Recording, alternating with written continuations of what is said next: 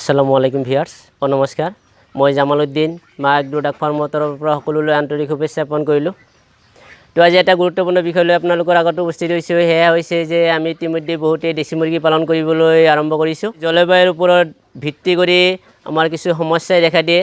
দেশী মুৰ্গীৰ মুখত কেতিয়াবা বিজলুৱা পানী বাহিৰ হয়, খাবলৈ ইচ্ছা নকৰে আৰু কেতিয়াবা মুখত খেক খেক শব্দ কৰে। কিন্তু এই সমস্যাটোক আমি CRD বুলি কওঁ। আৰু এই CRDনো ক'ৰ পৰা হয় আৰু ইয়াৰ সমাধাননো কি, আজি আপোনালোকৰ আগত কিছু তথ্য আমি দাঙি ধৰিম।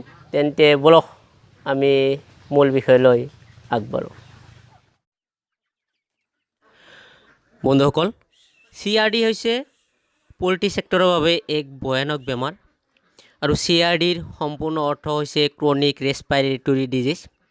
ই মূলতঃ শ্বাস প্ৰশ্বাসৰ ক্ষতি সাধন কৰে আৰু ইয়াৰ বিভিন্ন দিশলৈ প্ৰতিক্ৰিয়া সৃষ্টি হয়। CRD হৈছে এক বেক্টেৰিয়াজনিত বেমাৰ আৰু এই বেক্টেৰিয়াটোৰ নাম হৈছে মাইকোপ্লাজমা গ্লিচেপ্টিকাম। CRD বেমাৰৰ লক্ষণবোৰ হৈছে, প্ৰথমতে মুৰ্গীবোৰৰ মুখত খেক খেক শব্দ ওলাব। কোনো মুৰ্গীয়ে মুখখন ওপৰ পিনে মেলি দি ঘন ঘন উশাহ নিশাহ ল'ব। দ্বিতীয়তে নাকেৰে বা মুখেৰে বিজলুৱা পানী পৰিব। তৃতীয়তে মুৰ্গীবোৰ ঝিমাই থাকিব আৰু কোনো মুৰ্গীৰ চকু দুটা ফুলি উঠিব, পানী পৰিব আৰু এনেভাবে ফুলি উঠিব যে তাত যেন বহুত পানী জমা হৈছে আৰু ৰংচোৱা হৈ পৰিব, চকু নেদেখা হ'ব, অন্ধ হৈ পৰিব, খোৱা খাদ্য বাদ দিব আৰু এনে অৱস্থাতে কিছুদিন থাকি সেই মুৰ্গীবোৰ মৃত্যু মুখত পৰিব। যি কি নহওক বন্ধুসকল, এই বেমাৰটো হৈছে অতি ভয়ানক বেমাৰ আৰু এই বেমাৰটো যি ফাৰ্মত আক্ৰান্ত হৈছে, এটা বা দুটা মুৰ্গীক যদি আক্ৰান্ত হৈছে তেন্তে ফাৰ্মৰ গোটেইকেইটা চৰাই বা মুৰ্গীয়ে কি হ'ব, এই বেমাৰৰ দ্বাৰা আক্ৰান্তিত হ'ব।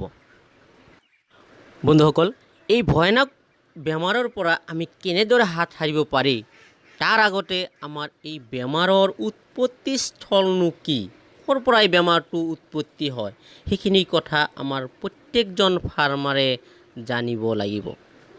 তে বন্ধুসকল, তেন্তে আহক আমি এই বেমাৰৰ উৎপত্তি স্থল ক'ত আৰু ক'ৰ পৰা এই বেমাৰৰ সৃষ্টি হয় আমি সেই বিষয়ে অলপ জানি লওঁ।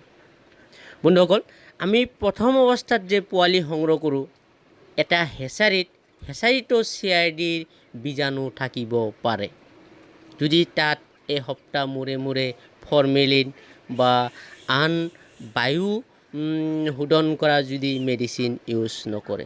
দ্বিতীয়তে, আমি পোৱালি ব্ৰডিং কৰাৰ সময়ত যদি সঠিক তাপমাত্ৰা মেনেজ কৰিব নোৱাৰোঁ, এই ক্ষেত্ৰতো প্ৰব্লেম হ'ব পাৰে।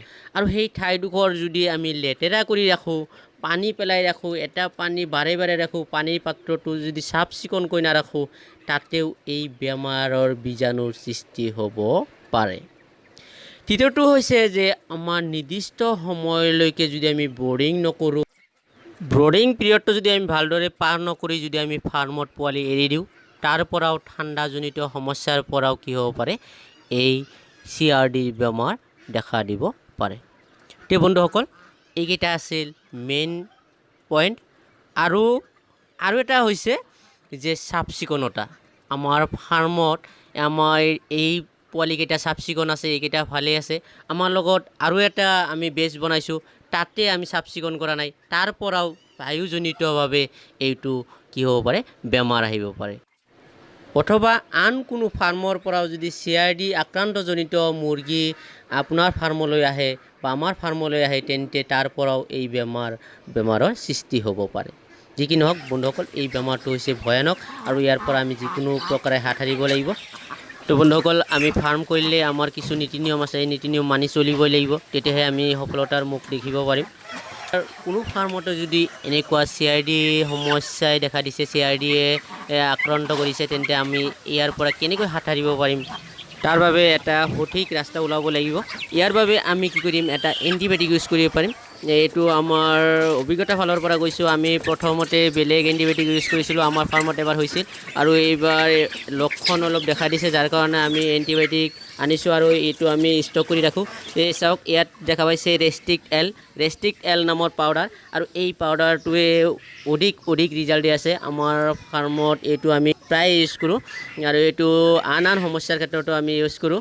যিহেতু চাওক, মেইনলি যিটো CRD, চাওক প্ৰথমতে দিছে, এইটো প্ৰথমতে CRDৰ কাম কৰিব।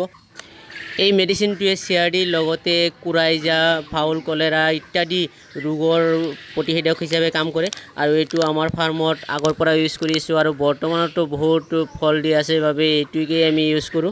আৰু এইটোৰ দামো বেছি নহয়, 200 গ্ৰাম মেডিচিনৰ দাম হৈছে 397 টকা। দামৰ কথা নহয়, কামটো ভাল হ'ব লাগে।